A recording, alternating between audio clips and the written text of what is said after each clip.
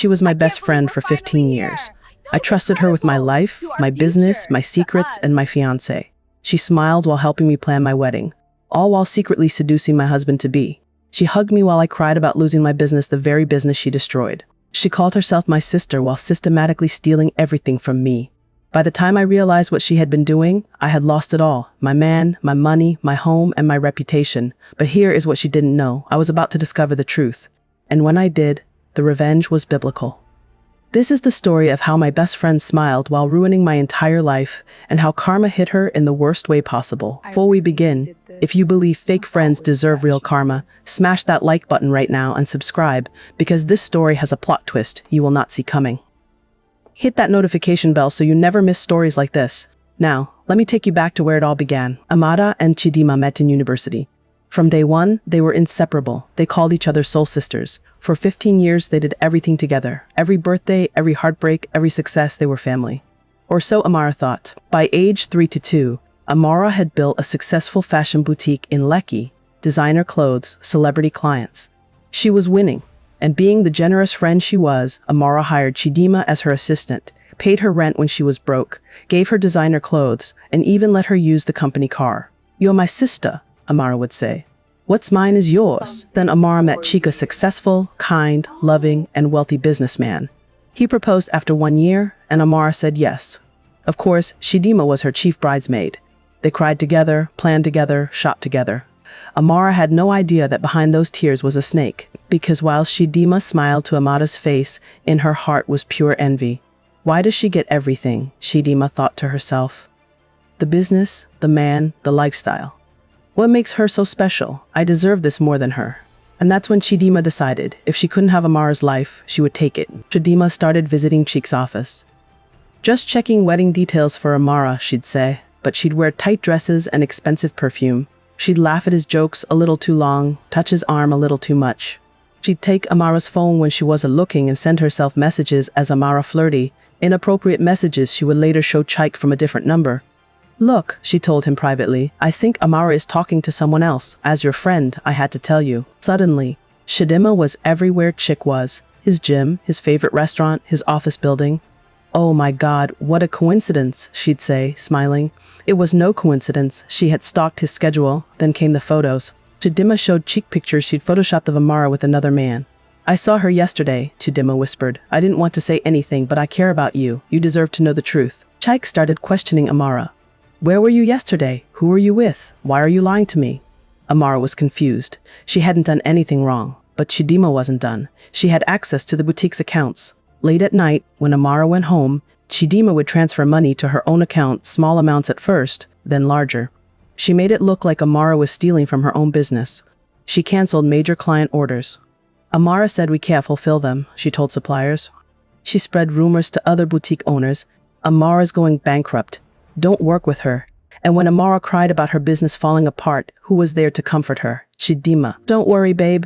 We'll figure this out together," she'd say while hiding a smile. She was the arsonist pretending to be the firefighter. 1 week before the wedding, Amara was still hopeful. Yes, business was struggling. Yes, Chika seemed distant. But soon they'd be married, and everything would be fine. She had no idea what was coming. Then Chike called. "Amara, we need to talk. The wedding is off." He showed her everything, the Photoshop pictures, the messages from other men, the proof she was stealing from the business. "I can't marry someone I don't trust," he said. Amara begged, she cried. She tried to explain. "These are fake. I never did any of this. Someone is setting me up." But he wouldn't listen. The evidence looked too real. Amara was destroyed. Her wedding was canceled. Her reputation was ruined. Her heart was broken, and there was Chidima holding her while she cried. "I'm so sorry, babe. Men are trash. You deserve better." All while knowing she had caused all of it, 2 weeks later, the boutique closed. Between the money Chidima stole and the canceled orders, there was too much debt. Amara lost everything. She couldn't pay rent. The landlord evicted her. Later, we will learn Chidima had secretly told the landlord about Amara's financial troubles. From a luxury apartment in Lekki to a single room in Surulere, Amara hit rock bottom. No business, no fiancé, no home, no money. Her family was disappointed. Friends gossiped. What happened to successful Amara? She wanted to give up. But through it all, one person still visited, still called, still cared, Chidima. "Don't worry, babe. You'll bounce back. I'm here for you." Amara cried on her shoulder, grateful to have at least one real friend. If only she knew. 3 months passed.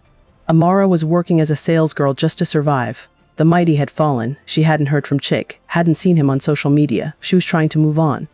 Then one day, scrolling Instagram, she saw a post that made her heart stop. A photo of a hand with a ring, an engagement ring. The caption, he asked, I said yes. Blessed new beginnings. And the hand belonged to Chidima. Amara's hands shook as she scrolled through photo after photo. Chidima and Chike, Chidima in her favorite restaurant, wearing Amara's designs, using Amara's business contacts, living Amara's life. Amara called her, hands shaking, voice breaking. Chidima, you're engaged to Chick? Oh, babes, I'm so sorry you had to find out this way. We didn't plan it. We just fell in love while planning your wedding. Love happens, you know. I hope you can be happy for us, Chidima said, barely hiding the satisfaction in her voice. After all, you always said what's yours is mine, right? Then she laughed, actually laughed. Amara hung up and broke down completely. 1 week later, they walked into the restaurant where Amara now worked as a waitress. Chidima saw her, made eye contact, and smiled, not a friendly smile, a victory smile. Then she kissed Chike right in front of her. If your heart is breaking for Amara right now, show her some love with a like and comment. What would you do in this situation? Because what happens next? Oh, you're not ready. This is where the story takes a crazy turn. 6 months passed. Amara was surviving, barely working 2 jobs, living in poverty. Then she got an email from someone named a friend of justice. The email said, I worked at your boutique. I know what Chidima did. Here's proof. Attached were bank statements showing transfers from the boutique account to Chidima's personal account, 1,225 million stolen over 6 months. Then more emails came.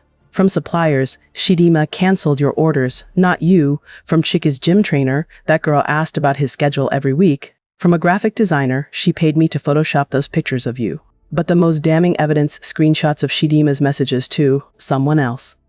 Phase 1 complete. He's doubting her now. Just canceled 3 major orders. Her business will collapse by next month. He called off the wedding. Now for phase 2. Give me 6 months and I'll be Mrs. Chake. She'll be nothing. Everything clicked. Every coincidence, every unfortunate event, it was all Chidima. 15 years of friendship was 15 years of envy. The hugs were fake. The tears were fake. The friendship was fake. Chidima had smiled while destroying her life piece by piece. Amara had 2 choices, let it go and stay defeated, or fight back. She chose war. She gathered every piece of evidence, called a lawyer, made copies of everything. Then she found out Chidima and Chiki were having their engagement party in 2 weeks. Perfect timing. Former boutique employees rallied around her. They'd seen Chidima's evil too. They helped prepare a presentation, a video, a full expose. Amara would crash that party and reveal everything. The engagement party was lavish. Echo Hotel ballroom, 200 guests, live band. Chidima was glowing, showing off her ring, living her dream, Amara's stolen dream. Then the doors opened and Amara walked in. The room went quiet. Chidima's smile froze. Amara, what a surprise. We didn't expect you. I know you didn't, Amara said, but I have a gift for you. For both of you. Before anyone could stop her, Amara connected her USB to the venue's system. The massive screen behind the stage lit up and there it was, everything. Bank transfers, a 92.5 million stolen from the boutique. Guests gasped. Cheek stepped forward, staring at the screen in shock. Then the photos, the real images next to Chidima's photoshopped versions. These are the pictures she showed you, Amara said to Chick. All fake. Then came the text messages, Chidima's own words, her own plan, her own evil. Phase 1 complete. He's doubting her now. The room erupted. Guests were screaming. Chidima was crying. Chidima tried to run security, blocked the exits. You destroyed her. You lied to me. You used me, Chick yelled. I did it because I loved you, because I deserved better than her. I deserved this life, Chidima screamed back. Amara walked up to Chidima and looked down at her. You smiled while stabbing me in the back. For 15 years, I called you sister. I trusted you with everything. You didn't just take my man or my business, you tried to take my soul. But you know what? You failed.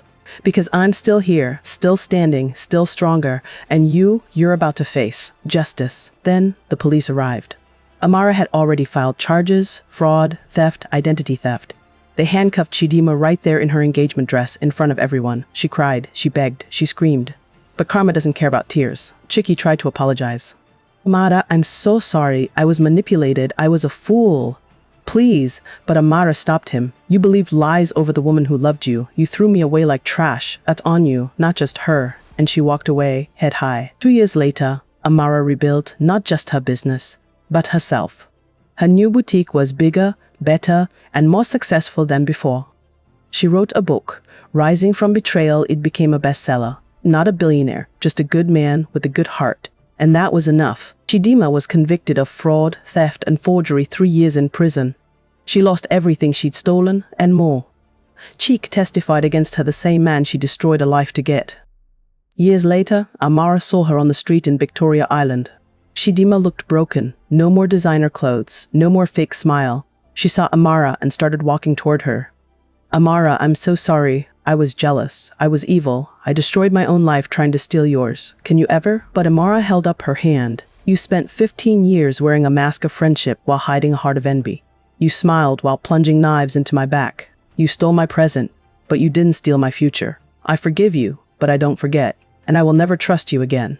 She walked away and never looked back. Some people will smile in your face while planning your downfall. Some will call you friend while secretly wishing for your failure.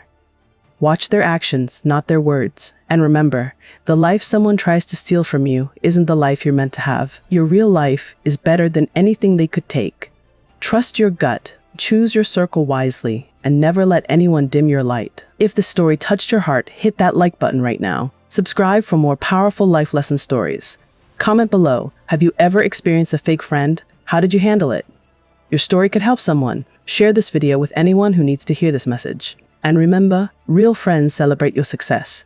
Fake friends secretly resent it. Choose wisely. I'll see you in the next story. Stay blessed.